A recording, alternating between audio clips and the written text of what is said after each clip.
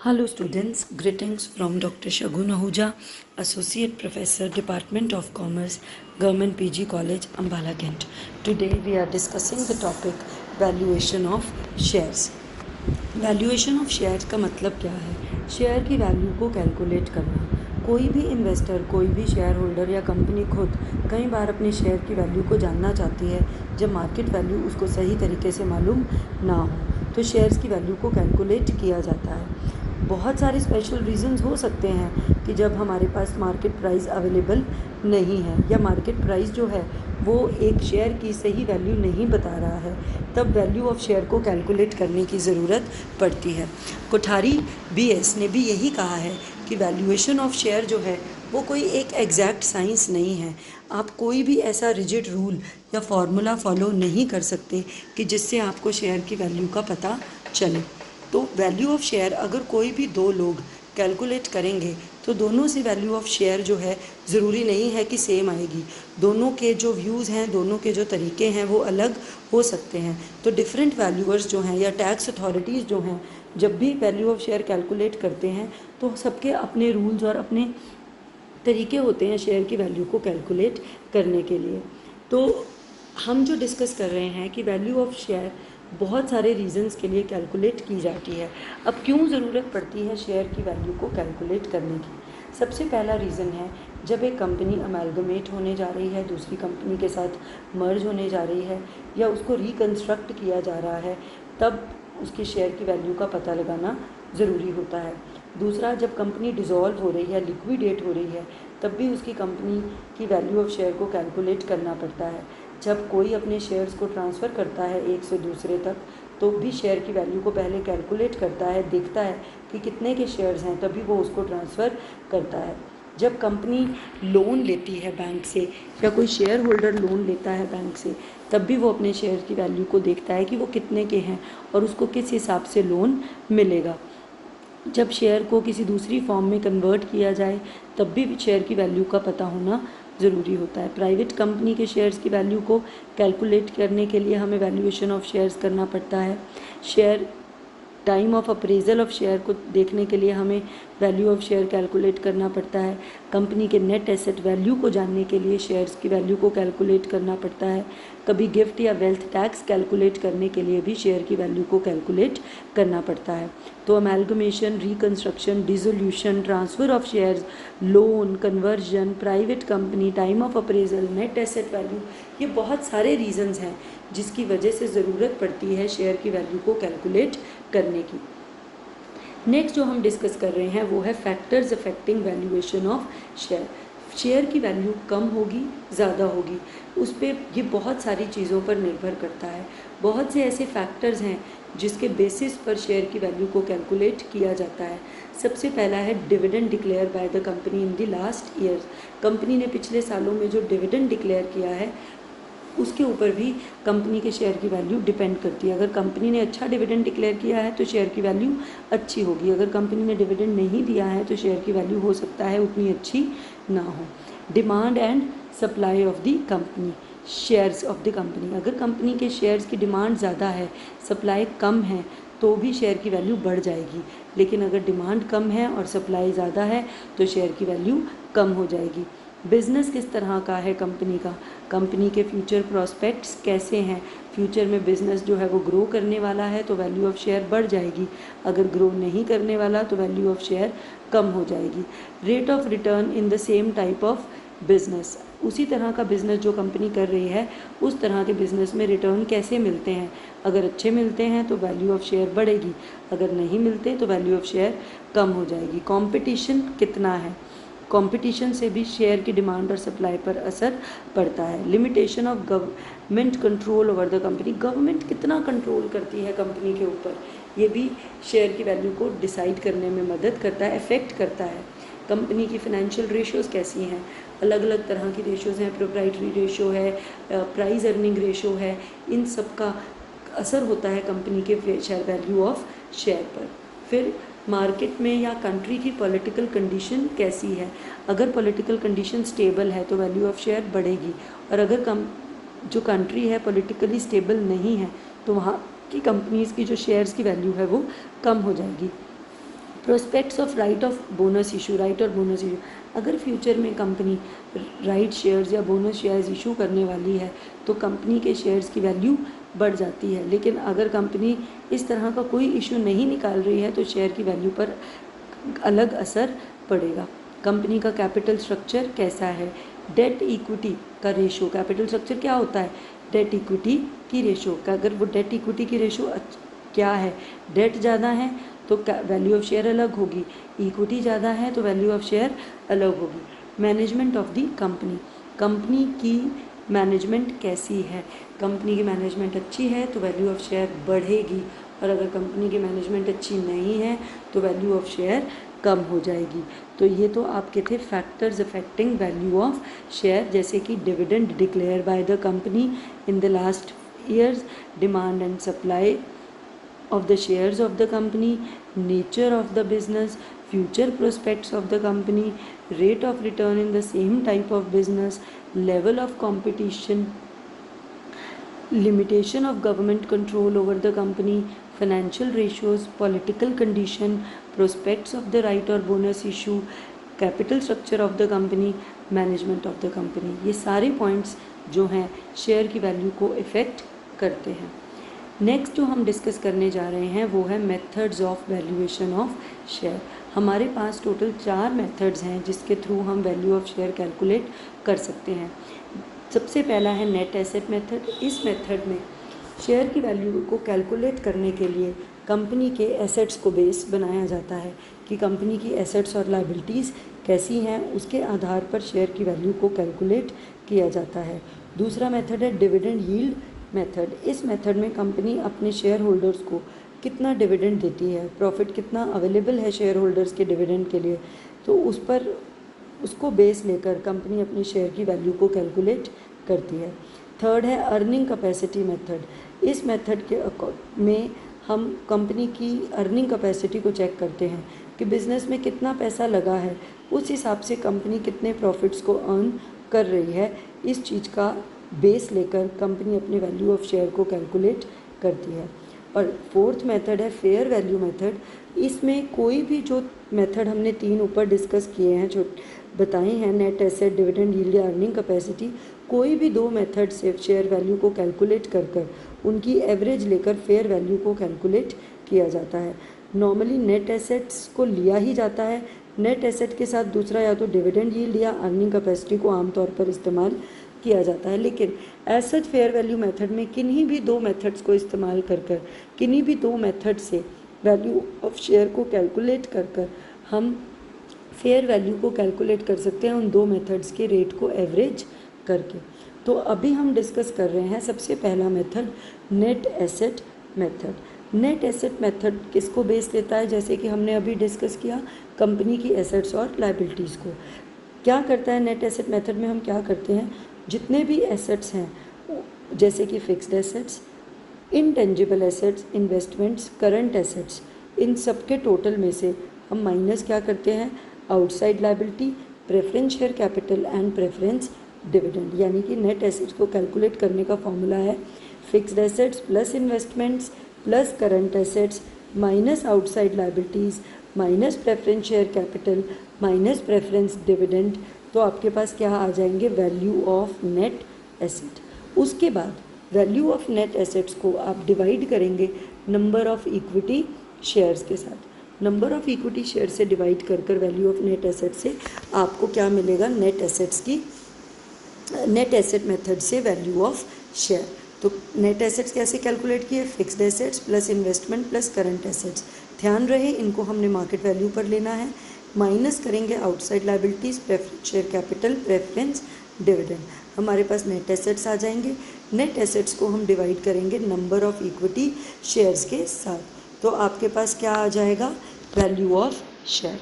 कुछ प्रिकॉशंस हैं जो हमें ध्यान में रखने हैं नेट एसेट मेथड से वैल्यू ऑफ शेयर को कैलकुलेट करने के लिए। पहला प्रिकॉशन है कि आपने जितने भी एसेट्स लेने हैं वो आपने रियलाइजेबल वैल्यू पर लेने हैं, दैट इज़ मार्केट वैल्यू पर लेने हैं। अब मार्केट वैल्यू अगर क्वेश्चन में मेंशन ना हो तब डेप्रीसिएशन आपको मेंशन होगी। तो जो एसेट बैलेंस शीट में अपीयर हो रहे हैं उनमें से आप डेप्रीसिएशन माइनस कर देंगे और आप वो वैल्यूज़ को नेट एसेट के लिए यूज़ करेंगे। सेकंड, कोई भी फिक्टिशियस एसेट जैसे कि preliminary expenses, share issue expenses, अगर बैलेंस शीट में एसेट साइड पर अपीयर हो रहे हैं, आप इनको टोटली इग्नोर कर देंगे, आप इनका इस्तेमाल नहीं करेंगे। तो फिक्टिशियस एसेट्स को आपने इग्नोर करना है। थर्ड, इनटेंजिबल एसेट्स, ये कौन से होते हैं? जिनको हम देख नहीं सकते but still they are value for business, जैसे गुडविल, पेटेंट्स, ट्रेडमार्क्स। तो अगर इस तरह का कोई भी एसेट बैलेंस शीट में एसेट साइड पर अपीयर हो रहा है तो आप उसको इंक्लूड करेंगे, आप उसको एडअप करेंगे। कोई भी प्रोविज़न अगर क्वेश्चन में बोला गया है डेटर्स पर बनाने के लिए, बैड डेट्स का बोला गया है, डाउटफुल डेट्स का बोला गया है, तो वो आप बनाएंगे, आप डेटर्स में से उसको माइनस करेंगे। तो 4 आपने प्रिकॉशंस लेने हैं एसेट्स के लिए। पहला, एसेट्स आप मार्केट वैल्यू पर लें, नहीं तो डेप्रिसिएशन माइनस कर लें। दूसरा, fictitious assets like preliminary expenses, share issue expenses, इन सबको इग्नोर करें। तीसरा, इनटेंजिबल एसेट्स जैसे कि गुडविल, पेटेंट, ट्रेडमार्क्स हैं, ये जो अगर बैलेंस शीट में अपीयर हो रहे हैं इनको आप इंक्लूड करेंगे। डेटर्स हैं, डेटर्स बैड और डाउटफुल डेट का अगर कोई प्रोविज़न बोला है बनाने को तो आप वो बनाएंगे। फिर आउटसाइड लायबिलिटीज़ को आप माइनस करेंगे वैल्यू ऑफ एसेट्स में से।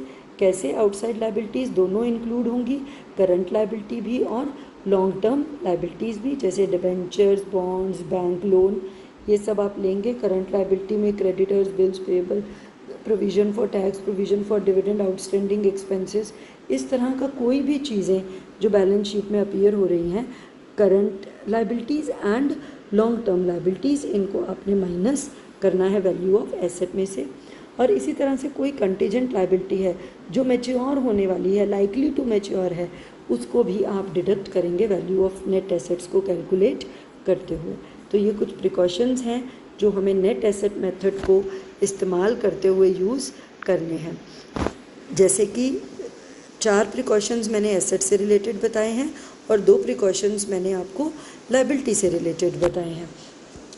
अब हम एक क्वेश्चन डिस्कस करते हैं नेट एसेट मेथड का कि बैलेंस शीट दी हुई है एक्स लिमिटेड की, प्रेफरेंस शेयर कैपिटल दी है 1,50,000 की, इक्विटी शेयर कैपिटल दी है 2,50,000 की, P&L दिया है 80,000 का, इन्वेस्टमेंट फ्लक्चुएशन फंड दिया है आपको 20 का, डिबेंचर रिडम्पशन फंड 70,000 का, 14% डिबेंचर्स 1 लाख के, क्रेडिटर्स 90,000 के, आउटस्टैंडिंग एक्सपेंसेस 10,000 के, डेप्रीसिएशन आपको दी है 60,000 की। एसेट साइड में अपीयर हो रहा है गुडविल 50,000, फिक्स्ड एसेट्स 3,50,000, इन्वेस्टमेंट्स हैं 60,000 की, स्टॉक है 1,80,000 का, डेटर 2 तरह के हैं, गुड और डाउटफुल 80 और 20, टोटल 1 लाख के, कैश है 40,000 का और प्रीलिमिनरी एक्सपेंसेस हैं 50,000 के। इसके साथ साथ एडिशनल इन्फॉर्मेशन में आपको बताया गया है कि प्रेफरेंस डिविडेंड पिछले 2 सालों से एरियर में है, मार्केट प्राइस जो इन्वेस्टमेंट का है वो 45,000 का है, डाउटफुल डेट जितने भी हैं उनमें से 80% ही मिलेंगे, यानी कि 20% जो है वो बैड है।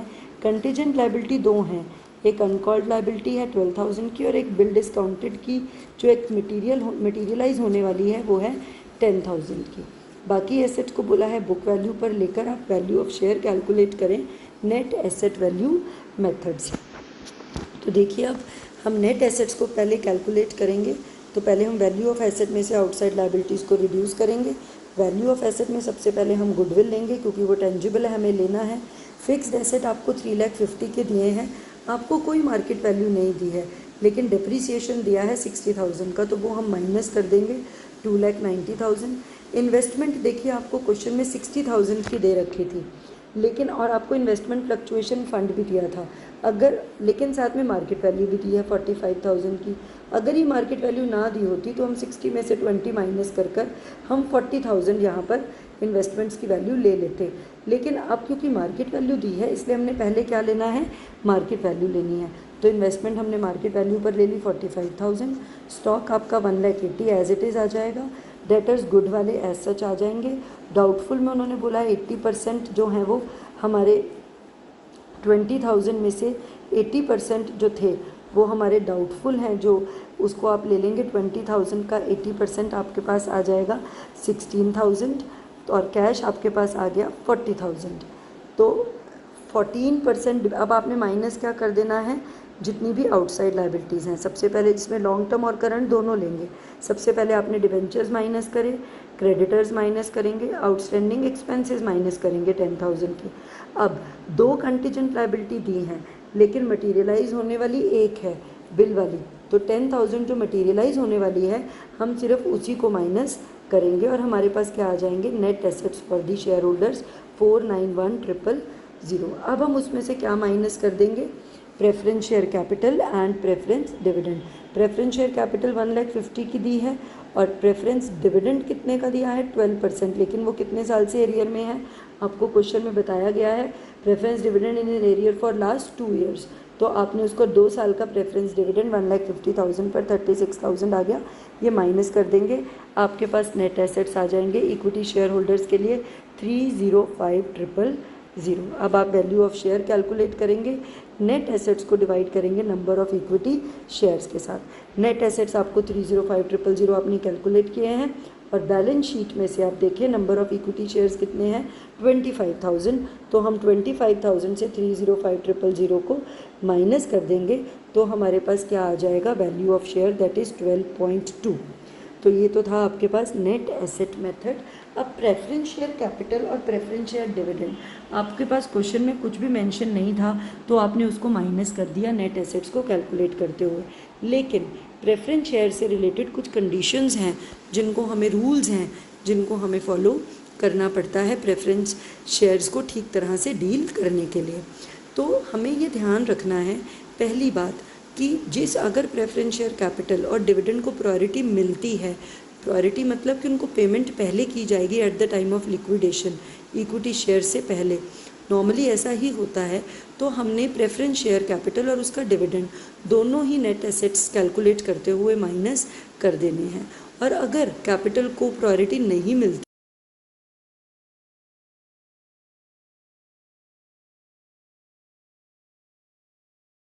उसको माइनस नहीं करेंगे।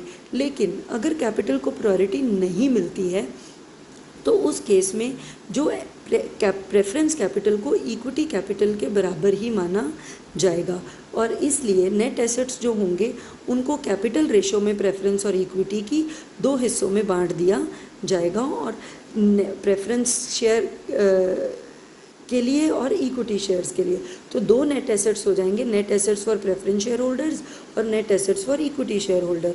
तो net assets for preference share holders को आप नंबर ऑफ प्रेफरेंस शेयर से डिवाइड करेंगे और net assets for equity share holders को net assets for number of equity share से डिवाइड करेंगे। तो वैल्यू ऑफ शेयर दोनों की अलग अलग कैलकुलेट हो जाएगी। लेकिन ये तब करना है जब प्रेफरेंस शेयर कैपिटल माइनस नहीं हुई। वो माइनस कब नहीं होगी, जब उसको प्रायोरिटी नहीं मिली। तो हम ये कंडीशंस डिस्कस कर रहे हैं। सबसे पहले है if preference shares have the priority as to the payment of capital only. यहाँ पर बोला है कि प्रेफरेंस शेयर को सिर्फ कैपिटल की प्रायोरिटी है, डिविडेंड की प्रायोरिटी नहीं है। तो हम नेट एसेट कैलकुलेट करते हुए सिर्फ क्या माइनस करेंगे, preference share capital, preference dividend को डिडक्ट नहीं करेंगे और जो भी नेट एसेट्स आएंगे उनको नंबर ऑफ इक्विटी शेयर से डिवाइड कर कर वैल्यू ऑफ इक्विटी शेयर को कैलकुलेट कर देंगे। सेकंड है आपके पास if preference shares have the priority as to the payment of dividend only. अगर प्रेफरेंस शेयर को जो प्रायोरिटी मिल रही है वो सिर्फ डिविडेंड से रिलेटेड ही मिल रही है तो आप नेट एसेट्स कैलकुलेट करते हुए सिर्फ डिविडेंड ही माइनस करेंगे, आप कैपिटल माइनस नहीं करेंगे। जब आपने कैपिटल माइनस नहीं की इसका मतलब अब प्रेफरेंस कैपिटल और इक्विटी कैपिटल बराबर हो गए। अब आपने नेट एसेट्स को उनकी कैपिटल रेशो में 2 हिस्सों में बांट देना है, net assets for preference share holders, net assets for equity share holders. तो आप उन नेट एसेट्स को प्रेफरेंस शेयर होल्डर वालों को नंबर ऑफ प्रेफरेंस शेयर से डिवाइड करें, net assets for equity share holder वालों को नेट।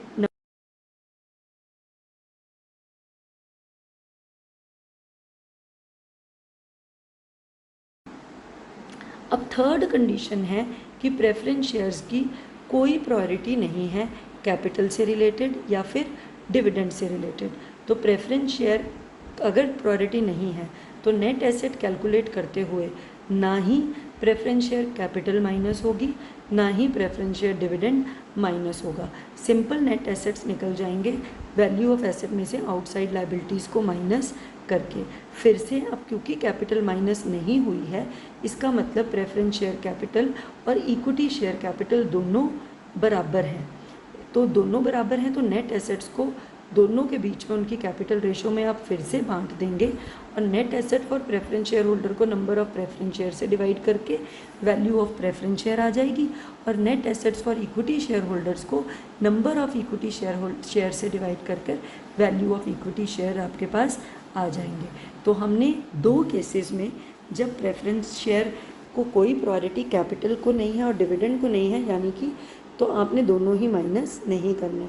जब कैपिटल को भी ना हो डिविडेंड को हो तब भी कैपिटल माइनस नहीं हो रही है और डिविडेंड माइनस हो रहा है। तो जब भी कैपिटल माइनस नहीं हुई तो अब नेट एसेट को दो हिस्सों में बांटा जाएगा और दो वैल्यू ऑफ शेयर निकलेंगी, वैल्यू ऑफ प्रेफरेंस शेयर और value of equity share. Fourth है लास्ट कंडीशन हमारी कि प्रेफरेंस शेयर को प्रायोरिटी है पेमेंट ऑफ कैपिटल में या डिविडेंड में। तो जब दोनों को प्रायोरिटी है तो दोनों को माइनस करेंगे नेट एसेट को कैलकुलेट करते हुए।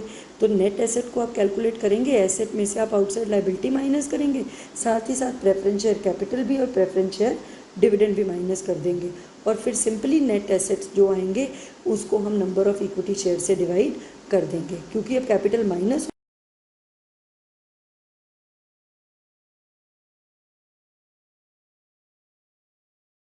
करनी है कि अगर क्वेश्चन में कुछ भी मेंशन ना हो कि किसको प्रायोरिटी देनी है और किसको प्रायोरिटी नहीं देनी, अगर कुछ भी मेंशन नहीं है तो आप ये मानकर चलेंगे कि प्रेफरेंस शेयर को कैपिटल को भी और डिविडेंड को भी दोनों को ही प्रायोरिटी मिलेगी और दोनों को ही नेट एसेट कैलकुलेट करते हुए माइनस करना है। ऐसा क्यों? ये क्योंकि एक जेन्युइन वो है कि प्रेफरेंस शेयर जो होते हैं उनको इक्विटी शेयर के कंपैरिजन में डिविडेंड और कैपिटल को लेकर प्रायोरिटी मिलती है। इसलिए अगर क्वेश्चन में प्रायोरिटी से रिलेटेड कुछ भी मेंशन नहीं है तो उस केस में आपने दोनों को ही आपने माइनस करना है। तो जिस तरह से हमने ये जो इलस्ट्रेशन की थी यहाँ पर आप देखेंगे इस क्वेश्चन में प्रेफरेंस शेयर कैपिटल से रिलेटेड एडजस्टमेंट्स में या एडिशनल इन्फॉर्मेशन में कुछ भी मेंशन नहीं किया गया है। इसीलिए हमने क्या किया था, दोनों को माइनस किया था नेट एसेट्स को कैलकुलेट करते हुए, प्रेफरेंस शेयर कैपिटल भी और प्रेफरेंस शेयर डिविडेंड भी। अब हम एक बार इसको दोबारा से गो थ्रू करेंगे जितना हमने आज डिस्कस किया है। सबसे पहला हमारे पास जो है रीज़न्स कि हम क्यों शेयर को वैल्यू करते हैं कि अगर मार्केट प्राइस अवेलेबल नहीं है या मार्केट प्राइस सही इन्फॉर्मेशन वैल्यू ऑफ शेयर की नहीं दे रहा है तब हमें वैल्यू ऑफ शेयर को कैलकुलेट करना पड़ता है। और कोई भी दो लोग अगर वैल्यू ऑफ शेयर कैलकुलेट करते हैं तो ज़रूरी नहीं है कि शेयर की वैल्यू सेम आएगी। हमारे पास क्यों ज़रूरत है, अमेलगमेशन के वक़्त, रिकन्स्ट्रक्शन के वक़्त, कंपनी के डिज़ोल्व होते हुए, किसी को शेयर ट्रांसफ़र करते हुए, कभी लोन लेते हुए, शेयर्स को कन्वर्ट करते हुए या प्राइवेट कंपनी के शेयर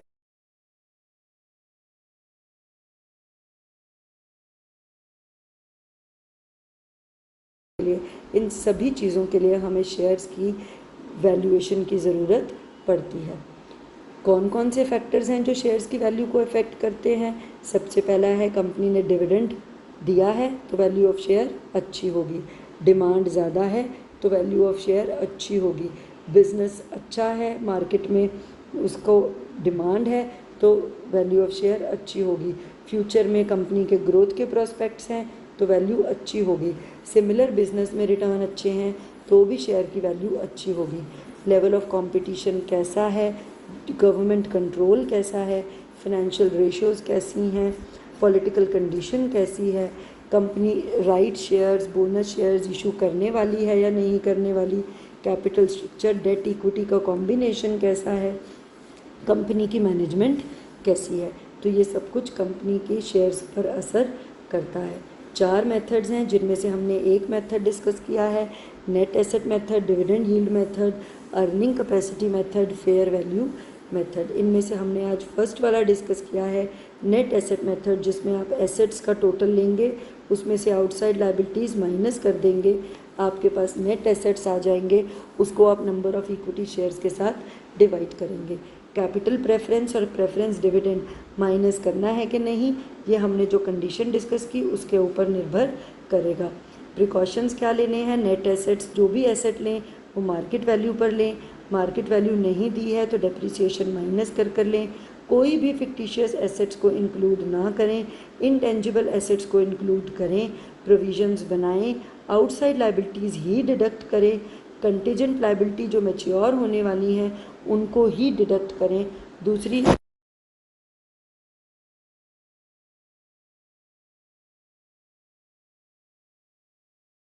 कैलकुलेट किया और नेट एसेट्स क्योंकि उसमें हमें प्रेफरेंस शेयर से रिलेटेड कोई इन्फॉर्मेशन नहीं दी गई थी तो हमने ये माना कि कैपिटल और डिविडेंड दोनों की प्रायोरिटी है, इसलिए हमने दोनों को माइनस कर वैल्यू ऑफ नेट एसेट्स को कैलकुलेट कर लिया।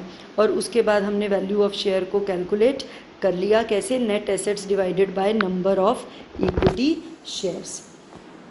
फिर हमने लास्ट में जो सबसे इम्पॉर्टेंट हमने डिस्कस किया, जो मैं रिपीट कर रही हूँ, वो है different conditions of preference shares. कि प्रेफरेंस शेयर्स में मैं आपको दोबारा से बता रही हूँ, जिसको प्रायोरिटी देनी है नेट एसेट कैलकुलेट करते हुए हमें उसको माइनस करना है। अगर हमने कैपिटल को प्रायोरिटी देनी है तो हम कैपिटल माइनस करेंगे प्रेफरेंस शेयर कैपिटल। अगर हमने प्रेफरेंस डिविडेंड को प्रायोरिटी देनी है तब हम प्रेफरेंस डिविडेंड को माइनस करेंगे। और अगर हमने प्रेफरेंस शेयर कैपिटल और डिविडेंड दोनों को प्रायोरिटी देनी है तब हम दोनों को माइनस करेंगे।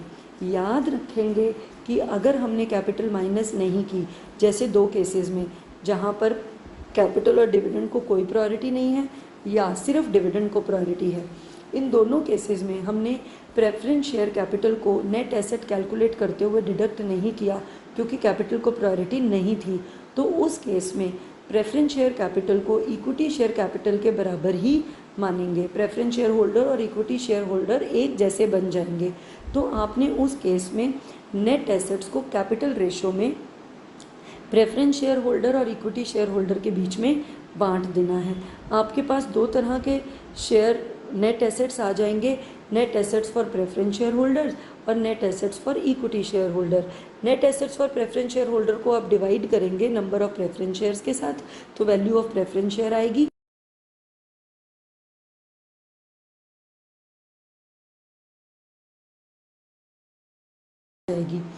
एक पॉइंट मैं यहाँ पर और बताऊंगी, क्वेश्चन में हो सकता है 2 या 3 तरह के इक्विटी शेयर होल्डर्स दिए हों कि कोई आपका 10 पेड 5000 इक्विटी शेयर है 10 रुपये वाले, 2500 इक्विटी शेयर हैं 100 रुपये वाले। तो उस केस में आपने क्या करना है, आपने नेट एसेट को सिंपली कैलकुलेट करना है जैसे आप कैलकुलेट कर रहे हैं। आपने उन नेट एसेट्स को, जैसे हमने अभी नेट एसेट को 2 हिस्सों में बांटा था, प्रेफरेंस और इक्विटी में उनकी कैपिटल रेशो में, तो यहाँ पर भी जब 2 या 3 तरह के इक्विटी शेयर होल्डर्स होंगे, हम नेट एसेट को उन्हीं 2 या 3 तरह के इक्विटी शेयर होल्डर में के बीच में बांट देंगे उनकी कैपिटल की रेशो में। उनकी कैपिटल है अगर सपोज 50,000 और 1 लाख, तो आपकी 1:1:2 की रेशो बन जाएगी और आप अपने नेट एसेट्स को उन 3 हिस्सों में इस रेशो में बांट देंगे। तो 3 तरह के नेट एसेट्स होंगे और 3 तरह के शेयर्स हैं। हर एक के तरह के नेट एसेट्स को उनकी कैटेगरी के इक्विटी शेयर्स के साथ, नंबर ऑफ इक्विटी शेयर्स के साथ आप डिवाइड करेंगे तो आपके पास क्या आ जाएगा, वैल्यू ऑफ इक्विटी शेयर्स। तो ये तो था नेट एसेट मेथड। इसके अलावा हमारे पास इस चैप्टर में 3 और मेथड्स हैं जो हमने अभी बताया आपको, dividend yield method, earning capacity method और फेयर वैल्यू मेथड, कि जिसमें हमें डिविडेंड के बेसिस पर, कंपनी की अर्निंग कैपेसिटी के बेसिस पर या फेयर वैल्यू, कोई भी 2 मेथड की एवरेज के बेसिस पर हमें शेयर की वैल्यू को कैलकुलेट करना है। तो इन सभी मेथड्स को हम अपने नेक्स्ट लेक्चर में डिस्कस करेंगे। Thank you so much.